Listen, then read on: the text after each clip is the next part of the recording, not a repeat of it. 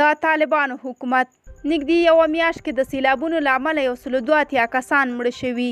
پیښو ته د رسیدو په چاره کې د طالبان د دولت وزارت وایي تیره نږدې یوه میاشت کې د افغانستان په بیلابیلو سیمو کې د راوتو سیلابونو په پایله کې 182 تنه مړه او 250 ټپیان شوي دي.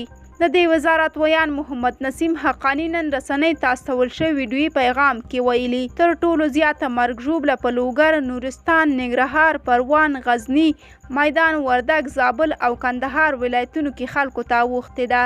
د حقانی په خبره ټولو سیلاب ځپلو سیمو ته مرستې رسیدلي، خو هغه ډول چې اړینه ده کافي نه دي.